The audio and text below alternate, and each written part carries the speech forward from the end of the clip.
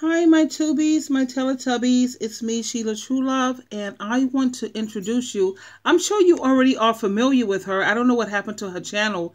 It may have went down or something, and she's restarting or whatever. However, her name is the Little Charmaine, and she has a topic that she explains this topic better than I could ever, because this describes someone that I know, okay, so perfectly. And the name that I'm going to name this channel is Value. It's going to be The Narcissist Will Never Value You, so stop wasting your time. That's the way I'm going to address my topic of it. Okay, but this is the Little Charmaine. And I will pause, like we do, he said, she said. That's what we're going to do here. This is about how the narcissist will never, never value you. And this is how you can confirm that the person that you're dealing with or who you had in your life is definitely a narcissist. On the show today.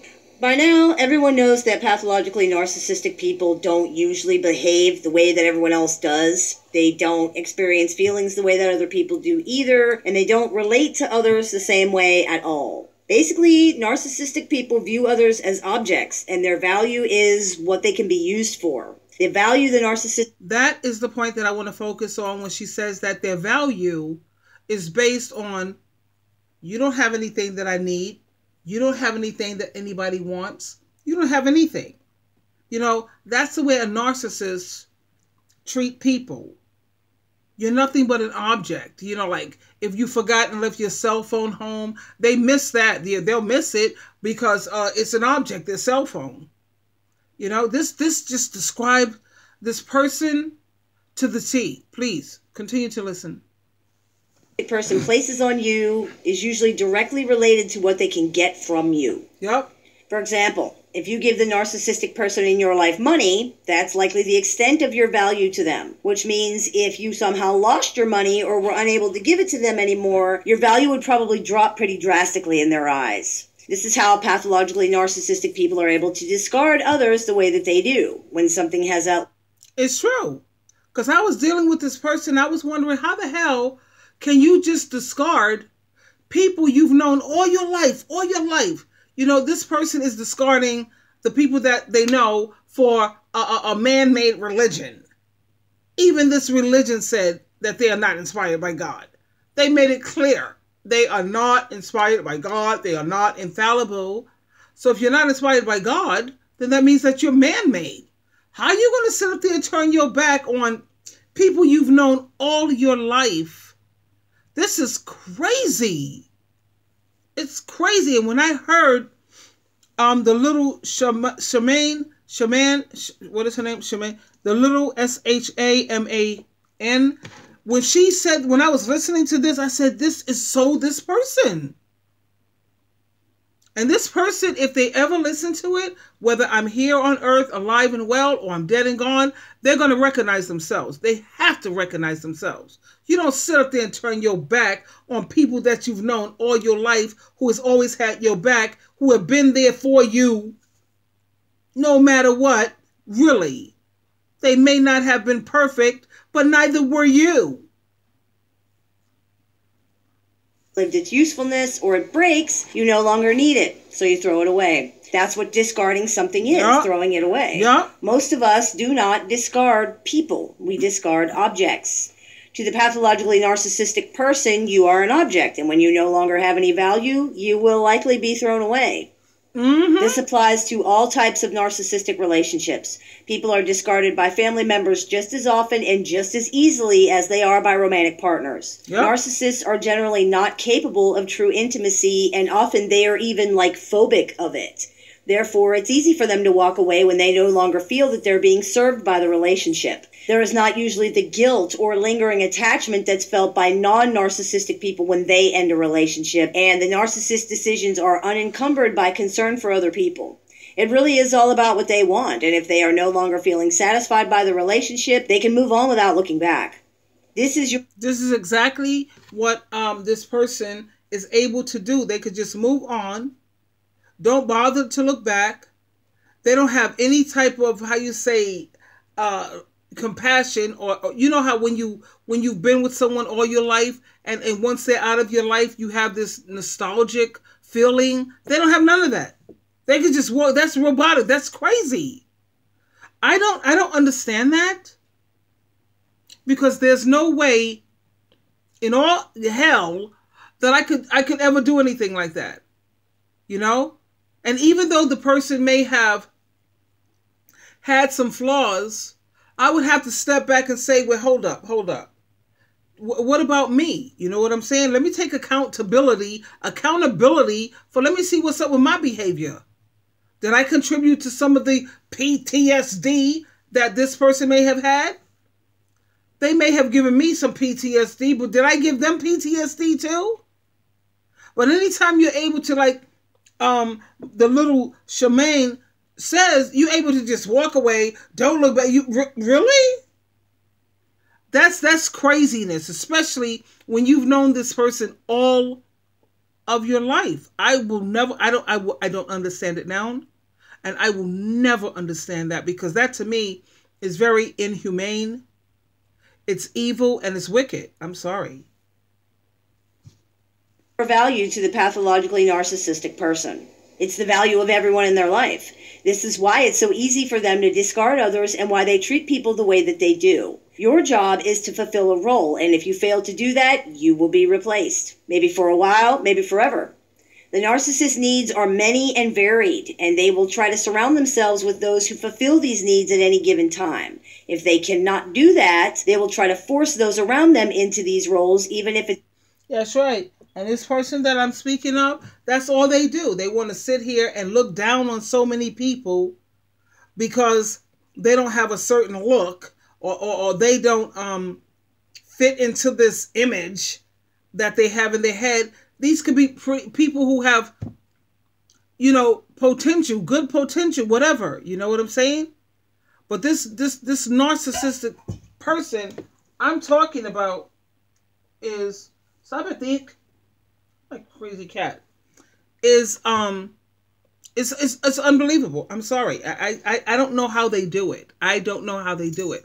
It's definitely, like they said, it's something demonic. Because no real human being can do anything like that. Just, you could turn your glove on and off like a light switch. Really? That's craziness to me. Inappropriate or unrealistic. For example, a narcissistic father who loses a girlfriend may attempt to force his daughter into this role and require her to do things he would expect from a girlfriend, such as preparing his food, doing his laundry, or listening to his problems. Pathologically narcissistic romantic partners often expect their partners to take on the role of caretakers or parents as well. Now, sometimes people try to counteract this by making themselves indispensable to the narcissist. The problem with this is that what they're getting from you, they can get from anybody. Therefore, nobody is indispensable. This is how they see it. A very good friend of mine was dealing with a particularly nasty, overt... This is another reason why I said it's better to have people who need you. You know, like they have something that will make it so that you're not disposable. You know, I think that's one of the reasons why I picked my ex-husband, because he had like a disability or something like that. You know, and keep in mind, I got rid of him. But the thing is, if I have to choose between having someone want me or need me, I will always choose every time that they need me. Because you see, they may want you today. They want you today, but they won't want you tomorrow. Mood swings go on every day. But if they need you, they have no other choice. And the only reason why I prefer the need thing is because every human being on the planet, I think, want to be treated right. They want to be treated fairly. And the only way people of 2018, this generation, this society, the world the way it is now, the only way people are going to treat you correctly is if they need you. If they need you. That's right. Make sure that you're not disposable. You see? narcissist years ago, and if she wouldn't do what he wanted, he would say, if it's not you, it'll be somebody else. Mm-hmm. If they can find someone who's willing to do what you do for them, but that person does it better or without complaining or is in a better situation, they will have no problem walking away. To them, it's no different than upgrading to a better car, and there is no more or less emotion involved. Your feelings don't matter. Neither do your plans, your dreams, your goals, or anything else. When you trade your car in, you don't worry that it's going to miss you or that it'll feel abandoned. It isn't even accurate to say you don't care about these things because you'd have to be aware of them in order to dismiss them as unimportant, but they don't even cross your mind. This is similar to how the pathologically narcissistic person operates. It's not really accurate to say they don't care. It's more accurate to say they don't even know, and likely they never will, because they're incapable of seeing it any other way. There are... She's absolutely right. When you trade in your car or what have you, you don't sit up there and say, does my car miss me? No, somebody else comes along, buy the goddamn car, blah, blah, blah. But, that's where I, like with my ex-narc husband, with the disabilities, that's why he never left me. He would never leave. Trust me when I tell you, Tubies, he would have never, ever left me. I kicked him out because, one, he was abusive, he was cheap, and he was stingy, and because he was disrespectful, and because he didn't get along with my family. And he's constantly kept begging, I'll straighten up, I'll do what you want. No, it was too late. But the thing is, I have to look at the reason why I picked the kind of characters that I picked, because I don't want someone who think that they can just have me as something disposable. When you have a man who has everything, he got it all together and everything is all right, he don't need you. It's easy for them to walk away, but with my ex-narc, these females out here today, they're probably all looking for somebody who got something wrong with them. You know what I'm saying? But those females, they're not on God's team. They're not going to treat him the way that I treated him. I don't know if I'm coming off correctly with this, but anyway, this is what. Anyway, I still had to share this because this reminds me of a person that I was dealing with, and this describes them exactly to the T. Some narcissists who are aware on an intellectual level that they're being hurtful, but even they have no true emotional connection to this information. It has no real meaning for them because of that. It's very difficult for a decent, caring human being to understand this. From our point of view, the narcissist must know they're being hurtful and must be doing it on purpose. How can they not understand other people's feelings and their impact on other people's feelings? But upon closer examination, we find that the majority of the time, they don't.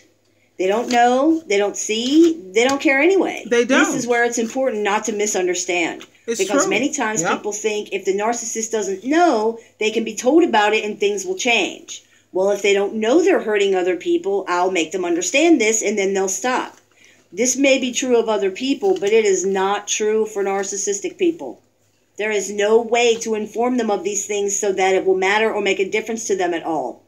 You might as well be speaking a foreign language. This is why it doesn't matter whether they're doing it on purpose or not. The reason the idea of hurting others bothers most of us is because we have empathy. Narcissists generally do not, so there's no emotional meaning attached to the feelings of other people. Yep. It's like pushing buttons on a remote control. You know it works, but you don't know why it works, and you probably don't care either. That's one of the reasons they don't realize or recognize that they're hurting others a lot of the time. The very fact that you would have to inform them in the first place should tell you everything you need to know.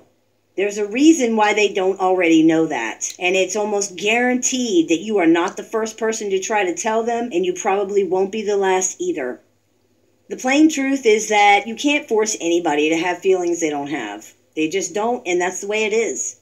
Narcissists have... It's exactly the way it is, like she said. You can't force people to have feelings, Like I said, the person who I am talking about, I'm in shock.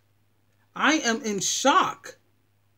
Because this person I have known all their life, been there for them, did the best that I could, whatever, other people who she has thrown to the wayside, they have been there for her too. And she could just throw them away and don't look back and and have no freaking empathy, no compassion, no understanding, no what? This is just freaking me out. But anyway, when I ran into this YouTube with my the little Charmaine, I'm sure so many of you know her. She's back. I don't know what happened to her channel before.